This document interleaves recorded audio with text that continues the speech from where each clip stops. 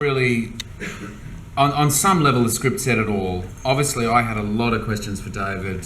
Because of the nature of the character that I play, we find him at a point in his life where he's sort of everything's stripped away and he's kind of a shell of the version that he used to be. So David and I had a lot of conversations because I was useless at trying to find out who this guy was, you know. So there was that going on. David and I had that going on. And we rehearsed, the three of us, in a hotel room in Adelaide for like a week before we headed off up the highway to the Flinders Ranges. And during that period, I mean, the interesting thing about the relationship that Rob and I have in the film is that it develops as the film goes on. We don't know each other in the beginning. It's not like we had to do that bonding thing that people do where you sort of learn, you know, to be sort of second nature, you know, have all that sort of second nature stuff with each other, which is kind of, you know, we're actors, we just do that anyway. But we kind of, you know, I mean, Rob and I developed a relationship naturally as the film went on. And I think that we didn't necessarily develop anything together specifically prior, but we were certainly both, you know, kind of asking David questions. And it was just as interesting for me to hear Rob ask David a question and get an answer about his character as it was for me to get an answer about my character. And as Rob was saying earlier today, that during that rehearsal period, it was just as interesting for him to hear me and David talking about, you know, the sort of beginning nature of my character in the film, etc. Just because I think, to speak on your behalf, I think, you know, anytime you make a film, you sort of want to know the big picture as well, even if you're not in those first 20 scenes or whatever it happens to be. You just really want to understand the world that you're entering, you know, and you do that pretty quickly before you start any movie. And I mean, it was a bit of a luxury to have a week even in a hotel room together. Yeah. Penetrating each other like you wouldn't believe. No room service, nothing. The nice thing about this basically being a two-hander in a way was that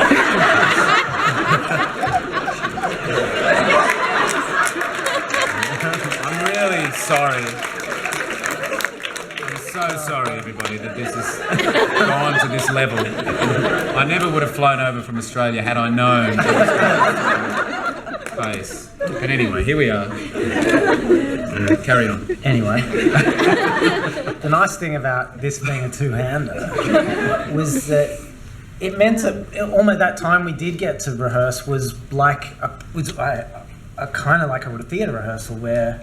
This is the thing I love. I wish that you could rehearse all movies like theatre, where all of your cast are there all the time to talk about everybody's characters, you know. And there's no sense that if you spend a day talking and your character doesn't get spoken about, or you don't get your scene up on its feet, you don't sit there feeling like you're having your time wasted, because everyone needs to know everything about everything. You never get to do that in movies. You just go, you know, someone of second AD will come up to you and say, okay, so well, today you've got this actor from there, this one from there, and that one from there. What combination of shit are you going to do? Yeah, and a location recce, and you've got to look at a car. So I also try to fold all of the rehearsal into, you know, the stuff of us sitting in a hotel room penetrating each other is great, but I also like to, I thought it was fun. It was new, I was discovering you know, again, I don't really know how other directors work. I get the impression that while actors are in having costume fittings or hair and makeup or whatever, that they go, you go do that, because I'm off doing a really important meeting or something. I like to be, for me, as important as rehearsal is following the actors around during that stuff. They're going in to have a hair and makeup test or whatever, I'll just sit in there with them for an hour. It's really annoying. No one does that. It's crazy. I love talking about the character. Fuck you. I don't know why I feel like picking on David. I love talking about the character through the lens of the haircut. You know, we had a lot of conversations about your Monty-silly haircut. But the jeans. and were jeans. Jeans and the shorts. Like weeks and weeks. Well, and that stuff it's important. All that sort of detail is so important ultimately, and you know, clearly as a visionary, you've got to be there for all of that. It is funny when you do a film and some directors go, yeah, whatever you wear, whatever you want. I don't care, whatever. And you go, okay, great. You don't care. David's there for all of it. Yeah, I just like watching them undress.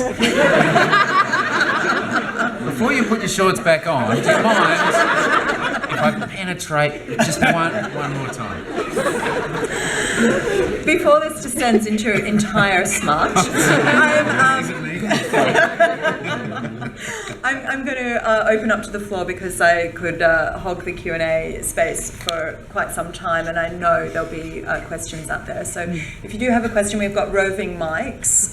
Could you put up your hand and wait until one gets to you? Yeah, first one up the back here. All right, my question's for Rob.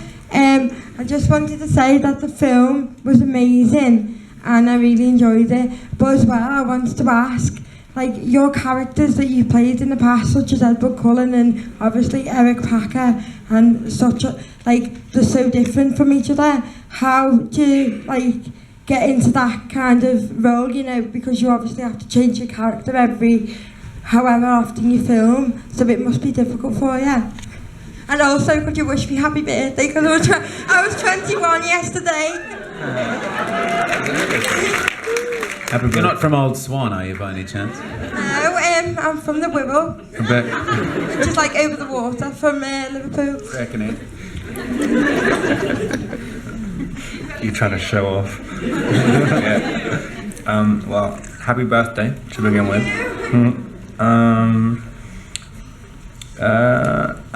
I don't know. I mean, you know, different scripts.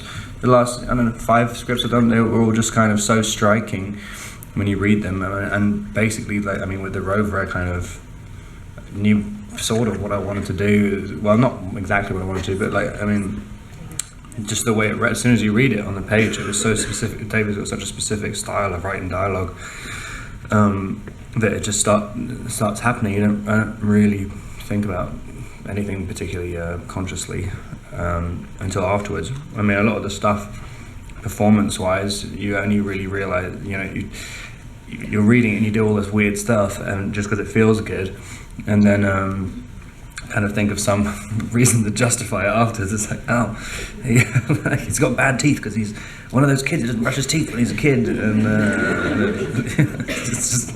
I just want him to have bad teeth. No fluoride after the collapse. Yeah, but everyone else has good teeth. Yeah, because guy was born with fluoride. Oh, right. Yeah, I cleaned my teeth a lot before the collapse.